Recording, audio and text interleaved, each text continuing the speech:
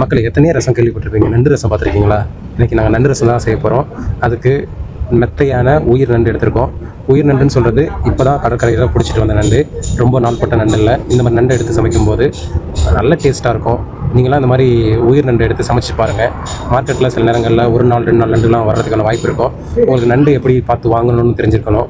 எது நல்ல நண்டு, எது நாள்பட்ட நண்டு அப்படின்னு உங்களுக்கு தெரிஞ்சிருந்துச்சுன்னா, அந்த நீங்கள் வைக்கிற ரசமாக இருந்தாலும் சரி, நண்டு வறுவலாக இருந்தாலும் சரி, குழம்பாக இருந்தாலும் சரி, நல்ல டேஸ்ட்டாக இருக்கும். இப்போ நம்ம நண்டு ரசத்துக்கு தேவையான காய்கறிகளாம் வெட்டிக்கலாம். இது எல்லாமே தக்காளிக்கு சின்னதாக நறுக்கிட்டு, அதன் பிறகு வெங்காயம், இதுக்கு தேவையான பச்சை மிளகாலாம் நாங்கள் வெட்டுறது மாதிரி நீங்கள் வெட்டணும்னு அவசியம் இல்லை. உங்களுக்கு தோன்ற மாதிரி நீங்கள் செஞ்சுக்கலாம். மிளகு ஏன் போடுறோம் அப்படின்னாக்கா, மிளகாயை விட நேரடியாக மிளகை நம்ம போட்டோம்னா, மிளகு நேச்சுரல். மிளகாயெல்லாம் அதிக காரம் சேர்த்துக்கிட்டோம்னா அது உடம்புக்கு ஒத்துக்காது. ஆனால் மிளகு எந்த அளவுக்கு எடுத்துக்கிட்டாலும் மிளகு வந்து நமக்கு குளிர்ச்சியை கொடுக்கும். மிளகாய் நமக்கு ரொம்ப ஹீட்டு, அதனால் அதை கொஞ்சம் தவிர்க்கிறது நல்லது. ஒரு சில பேர் மிளகோட ரேட் அதிகமாக இருக்கிறதால அதை அவாய்ட் பண்ணிவிட்டு மிளகாய் யூஸ் பண்ணுவாங்க. உங்களுக்கு எது கிடைக்குதோ உங்களுக்கு சௌகரியத்துக்கு அந்த மாதிரி செயல்பட்டுங்க. இதை எல்லாமே நம்ம ப்ரிப்பரேஷன் பண்ணி வச்சுருக்கோம். நண்டை எல்லாமே க்ளீன் பண்ணி மற்ற தேவையான காய்கறிகள்லாம் வெட்டி வச்சுருக்கோம். ஏன்னா நம்ம செய்கிறதுக்கு முன்னாடி எல்லாம் ப்ரிப்பரேஷன் தெளிவாக இருந்தால் தான் நம்ம அந்த அவசரமான சூழலில் நமக்கு எந்த ஒரு டிஸ்டர்பன் இல்லாமல் செயல்படுவோம். நண்டில் எத்தனை ரெசிபி இருக்கும்போது ஏன் நம்ம நண்டு ரசம் வைக்கிறோன்னா, இது மழை காலங்களில் அதிகபட்சம் சளி பிடிச்சிருந்ததுன்னா அந்த நண்டு ரசம் வச்சு சாப்பிடும்போது சின்ன குழந்தைங்கள்லேருந்து பெரியவங்க வரைக்கும் சளி ரொம்ப ஈஸியாக நம்ம விட்டு போயிடும். அதனால தான் நண்டு ரசம் ரொம்ப காரமாக மிளகு போட்டு வைப்பாங்க. இதை நம்ம சாப்பிடும்போதே, சூடாக சாப்பிடும்போதே நமக்கு நல்ல டேஸ்ட்டாக இருக்கும். அது ஈவினிங் டயத்தில் இதை செஞ்சு சாப்பிட்டோம்னா அந்தளவுக்கு சரியான டேஸ்ட்டான ரசத்தில் இது ஒன்று. வெங்காயம் தக்காளியெலாம் வெட்டி வச்சு அதில் இந்த மெத்த நண்டு, நார்மல் நல்ல நண்டை விட ரசத்துக்கு கொஞ்சம் மெத்த நண்டுன்னு சொல்கிறது என்னென்னா, அதோட தோல் கொஞ்சம் ரொம்ப மென்மையாக இருக்கும். ஏன் அதோட தோல் மென்மையாக இருக்குது, இதனால் வீணாக போடுறது அப்படின்னு கேட்கலாம். அப்படி இல்லை, பொதுவாக வந்து ஒரு சில காலகட்டத்துக்கு பிறகு இயல்பாகவே நண்டு வந்து தோல் இருக்கும். அந்த பழைய தோலை வந்து தானாகவே அகற்றிட்டு புது தோல் உருவாகும். அந்த மாதிரி காலங்களில் இயல்பாகவே அந்த நண்டோட ஓடு மென்மையாக இருக்கும்.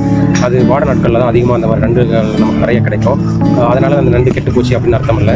இந்த மாதிரி நண்டு நம்ம ரசத்துக்கு யூஸ் பண்ணும்போது நல்ல டேஸ்ட்டாக இருக்கும்.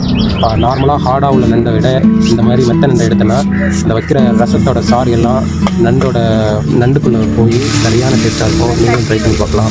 எங்களுக்கு சமைக்கிறதுக்கு எந்த ஒரு பிரச்சனையும் இல்லாதால நாங்கள் வந்து வீட்டுக்கு முன்னாடியே சமைக்கிறோம்.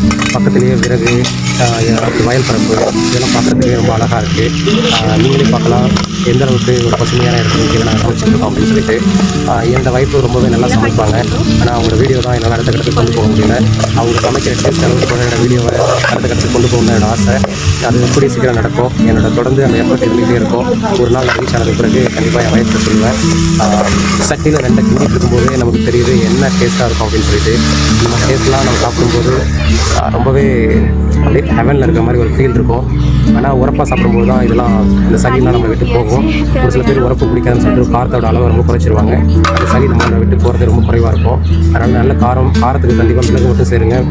மிளகாயை சேர்த்துறாதீங்க. மிளகாயை சேர்த்திங்கன்னா உடம்பும் சூடு, நம்ம உடம்புல இருக்கிற சளியை நம்ம விட்டு போகாது. குழந்தைங்களுக்கு சொல்லிட்டு ரொம்ப சுட கொடுத்துறாதீங்க. ஓரளவுக்கு பக்குவமாக கூடி இருக்கிற அளவுக்கு குழந்தைங்களுக்கு கொடுங்க. அது இப்போது செஞ்சு முடிச்சதுக்கு பிறகு இந்த வைஃப் டேஸ்ட் பண்ணி பார்க்குறாங்க. அவங்க இயல்பாகவே எல்லாருமே எந்த சமைச்சாலும் ரொம்ப டேஸ்ட்டாக இருக்குது அப்படின்னு சைகை காட்டுவாங்க. ஆனால் அந்த மாதிரி இல்லை. நான் சொல்கிறேன், ரொம்பவே என்னோடய வைஃப் ரொம்ப நல்லா சமைப்பாங்க. உங்களோட அன்பும் பாராட்டும் அவங்களுக்கு எப்பயுமே இருக்கணும். உங்களோட வீடியோ அடுத்த கட்டத்துக்கு போகணும். அதுக்கு உங்களோட ஒத்துழைப்பும் உங்களோட ஆதரவும் எப்பயுமே எங்கள் கூட இருங்க. இந்த வீடியோ பிடிச்சிருக்குன்னு நம்புகிறேன். ஒரு லைக்கு, ஒரு சப்ஸ்கிரைப், நிறையா ஷேர் பண்ணுங்கள். உங்கள் நண்பர்கள், உங்கள் பக்கத்து வீடு, உங்கள் கூட வேலை பார்க்குறவங்க, உங்களுக்கு தெரிஞ்சவங்க எல்லாருக்குமே இந்த வீடியோவை ஷேர் பண்ணி ஒரு நல்ல வைரல் ஆக்குங்க. உங்கள் ஒத்துழைப்புக்கு ரொம்ப நன்றி. நீங்கள் எப்போயுமே உங்கள் ஏரியாவில் நண்டு வாங்கி சமைச்சாலும் மாதத்துக்கு ஒரு முறையோ இல்லை 3 மாதத்துக்கு ஒரு முறையோ கடற்கரையில் கரவரைய நண்டு அப்படின்னு சொல்லிட்டு கேட்டுவாங்க. அந்த நண்டு தான் உடனே ஒரு 2 மணி நேரத்தில் இல்லைனா அதிகபட்சம் 4 மணி நேரத்தில் அந்த நண்டு கிடைக்கும். ரொம்ப ஃப்ரெஷ்ஷாக இருக்கும். உயிர் நண்டு உடனே இறந்து சமைச்சா எப்படி இருக்கணும் அந்தளவுக்கு டேஸ்ட்டாக இருக்கும்.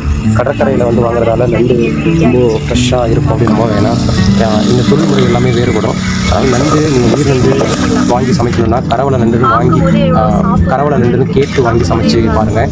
ஆனால் எல்லா நேரத்துலையும் எல்லா வகையான நண்டும் கிடைக்காது. இங்கே அந்த நண்டு பிடிப்பு முறையை பொறுத்த வரைக்கும் மாறுபடும்.